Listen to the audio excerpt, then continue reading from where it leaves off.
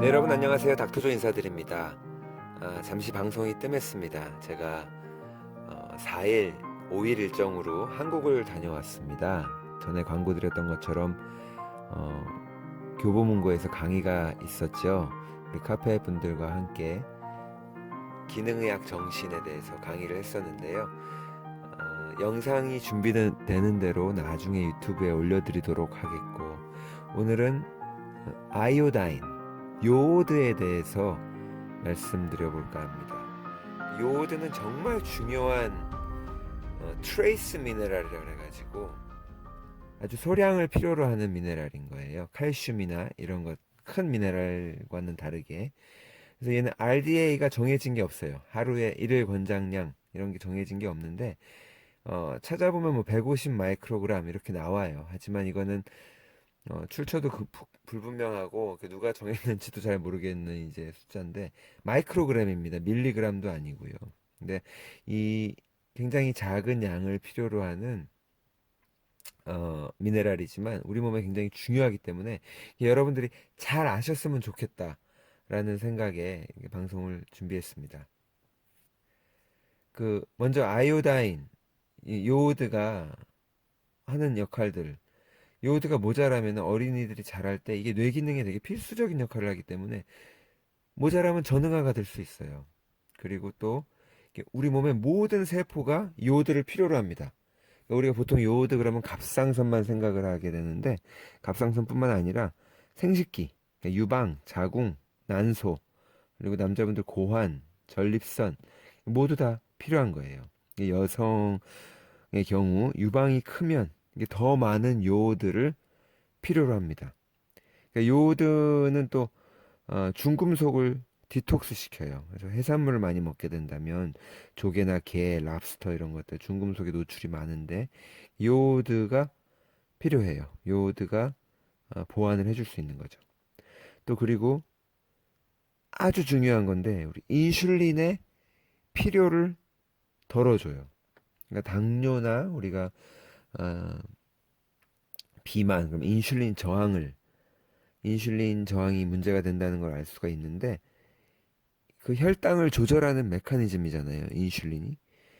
그러니까 그 혈당 조절하는 메커니즘의 그 과부하를 좀 일손을 좀 덜어주는 거예요. 그래서 인슐린이 좀 일을 덜 해도 되는. 그러니까, 인슐린 저항이라든가 대사증후군의 위험이 좀 낮아질 수 있는 거죠. 또, 이게 갑상선의 대사를 컨트롤합니다. 이건 잘 아시는 부분이죠. 그러니까 요오드가 우리 몸 전체에서 갑상선의 한 30%가 들어있어요. 그리고 나머지 한 70%는 뭐 뇌나 뭐 유방, 난소, 눈, 침샘 뭐 이런 데 이렇게 퍼져 있는데 무려 30%가 갑상선에 있는 거예요. 그러니까 요오드가 부족하면은 이 갑상선이 제 기능을 다 못하고 한 50% 절반밖에 기능을 못합니다. 그러니까 100마력을 낼 수 있는 엔진이 50마력밖에 못 내는 꼴이 되는 거죠. 그럼 어떻게 되겠어요? 네, 살이 찌죠. 그리고 이제 갑상선 호르몬 타이록신이라고 하는 호르몬 T3, T4, 3나 4 이 숫자가 붙어 있는데 그 숫자가 요오드가 몇 개가 붙어 있나를 나타내는 숫자인데요. 이 갑상선에서 호르몬을 내보내면 전부 다 T4예요. 예. 근데 T4는 인액티브, 이게 활성화돼 있지 않은 상태이기 때문에 우리 몸에서 T3로 바뀌어야 됩니다. 병원에서 처방하는 신드로이드 약물도 T4예요. 똑같이 이것도 T3로 다 변환이 돼야 돼요. 이 변환이 안 되면 몸에서 갑상선에서 나와도 소용이 없는 거고 약을 먹어도 소용이 없는 거예요. 변환이 어디서 되냐? 간에서 한 80%, 신장에서 20%. 그 때문에 간이 굉장히 중요한 거죠. 간 건강이. 갑상선 문제 중에서 이게 요오드 결핍 우리가 못 먹어서 문제가 되는 게 아니라 이 변환에 문제가 있는 경우도 많아요. 이런 경우는 약을 먹어도 요오드를 보충제로 먹어도 소용이 없는 거죠. 이게 이 담낭을 제거하신 분들이 많잖아요. 수술을 통해서. 또는 간 건강이 안 좋으신 분들이 계시고 아니면 뭐 신장이 망가진 경우도 그렇고 뭐 또 다른 이유들도 있겠지만 이게 전환을 하는데 문제가 있는지 없는지도 확인을 해봐야 됩니다. 그리고 이 T4에서 T3로 전환이 될 때, 변환을 할 때 셀레니움이 필요해요. 그러니까 요오드를 만약에 내가 먹는다. 그럴 때는 요오드만 달랑 먹는 게 아니라 다른 트레이스 미네랄들을 함께 먹는 게 좋습니다. 뭐 망간, 구리, 셀레니움 이렇게 다 같이 드시는 게 좋은 거죠. 요오드에 이제 결핍이 생기면 여러 가지 문제들이 생기는데 그 결핍의 원인이 직접적인 원인이 있고 간접적인 원인이 있어요. 그래서 두 가지를 다 아시면 좋아요. 그래서 일단은 직접적인 원인으로 그냥 요오드가 결핍된 식단이 있을 수 있겠죠. 그러니까 땅에 요오드가 별로 없으면요. 거기서 자라는 식물도 요오드가 별로 없는 거예요. 특히 해초, 미역이나 뭐 이런 데 요오드가 많다는 거 우리가 알고 있잖아요. 땅 깊이 내륙으로 한 100마일 정도 들어가면 땅에 요오드가 없어요, 더 이상. 요즘은 또 농사를 짓는데 뭐 질소, 인, 뭐 칼륨 이런 비료만 쓰기 때문에 요오드가 없는 음식을 우리가 먹게 될 확률이 높습니다. 사실 우리 몸에 필요한 거는 100 마이크로그램, 뭐 150 마이크로그램 아주 미량인데 근데 사람마다 좀 차이가 나죠. 먹는데 엄청난 차이를 나타내. 미국 사람이랑 일본 사람을 비교하면 일본 사람이 미국 사람에 비해서 100배 이상 먹는다는 거예요. 해초류를 많이 먹기 때문에 그렇다 그래요. 그리고 미국 사람들은 또 어, 빵을 많이 먹어가지고 이게 빵을 먹게 되면 그 빵에 들어있는 브로마이드가 그 요오드의 흡수를 방해해서 더 부족하게 되는 거예요. 이제 그런 식단으로 인해서 차이가 많이 나는데 한국 사람들은 일본 사람 쪽에 좀 더 가깝다고 봐야겠죠. 아니면 현대적인 식단을 추구하시는 분들이라면 또 그렇지 않을 수, 미국 사람이랑 비슷할 수도 있고, 네, 그렇습니다. 그 십자가과 채소, 채소 좋다 그래서 이제 뭐 브로콜리, 양배추, 배추, 뭐 무 이런 거 막 많이 드시는 거는 좋은데 이걸 많이 먹으면은 요오드를 같이 많이 먹어 주셔야 돼요. 왜냐하면 이 십자가과 채소들이 요오드를 불락을 합니다. 요오드를 요오드의 흡수를 얘네들이 막는 거예요. 채식주의자들 샐러드를 많이 먹는데도 불구하고 갑상선에 문제가 있다. 얼마든지 그럴 수 있는 거예요. 그래서 저는 어, 별로 안 놀라죠. 그렇다고 하더라도 어, 본인은 되게 이해가 안 되는 거예요. 나 진짜 건강하게 먹고 있다고 생각을 하는데 내가 왜 갑상선 문제가 있는가? 네, 그럴 수 있습니다. 그 십자가 채소가 요오드의 흡수를 방해해서 그럴 수 있는 거예요. 그리고 저염식을 하게 되면요, 요오드를 결핍을 유발할 수가 있어요. 그러니까 무조건 소금 안 먹는 게 좋은 거 아니에요. 그리고 또 스트레스. 우리가 스트레스가 많으면 이게 요오드의 결핍을 유발합니다. 이게 스트레스가 결핍시키는 영양소가 되게 많아요. 네, 마그네슘도 그렇고. 그러니까 항상 스트레스는 우리의 적이죠. 그리고 또 내분비 교란을 일으키는 것들이 있죠. 농약, 제초제, 살충제. 이런 것들은 갑상선을 직접 망가뜨리기도 하고 아니면 그 요오드의 결핍을 야기하기도 하고 또 요오드가 들어가야 될 자리에 자기들이 경쟁 관계 자기들이 먼저 들어가서 앉아 있는 거예요. 뭐 수은, 불소, 뭐 클로라이드 같은 것들 이런 중금속들도 다 그렇고요. 아까 브로마이드 식빵에 많이 들어있는 브로마이드가 예전에는 식빵에 요오드를 넣었었는데 언제 70년대 이후로부터 요오드가 빠지고 브로마이드가 들어가게 됐는데 누가 왜 그렇게 바꿨는지 아무도 몰라요. 예. 그런 식단으로 인해서 문제가 결핍이 있을 수가 있고요. 또 간접적인 결핍으로는 에스트로겐 여성 호르몬이 많으면 이게 요오드의 흡수를 방해합니다. 그래서 문제가 될 수 있는데 임신하면서 갑상선 문제가 시작되는 경우가 많아요. 그러니까 임신 중에 에스트로겐이 증가해서 그런 거죠.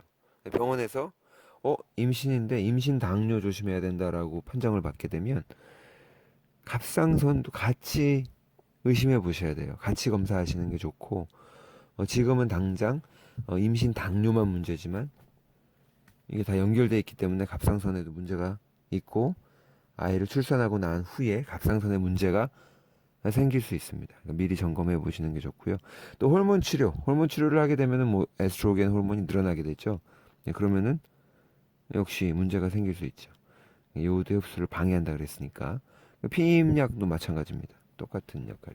그리고 뭐 육류나 우유, 예, 에스트로겐 호르몬이 많이 들어있죠. 사육하는 과정에서 들어왔는데 내가 그거를 전달받아서 먹을 수 있단 말이에요.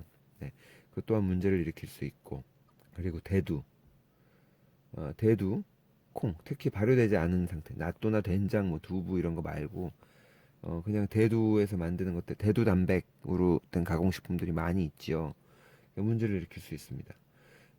특히 채식, 비건 채식을 하시는 분들이 햄버거나 뭐 소세지를 이렇게 콩으로 만든 제품들로 대체해서 먹는 경우가 있잖아요. 아니면 단백질 파우더에서 콩으로 된 것들, 그런 것들이 문제를 일으킬 수 있는 거예요. 갑상선의 문제. 그래서 아까 채식주의자들도 얼마든지 갑상선 저하증이 문제가 생길 수 있다는 거고요. 또 섬유종도 생길 수 있습니다. 에스트로겐 호르몬이 많으면. 이게 섬유종이 생기는 이유는 에스트로겐 호르몬이 과다가 됐을 때 그런 건데, 이게 있으면 요오드가 결핍이 된단 말이에요.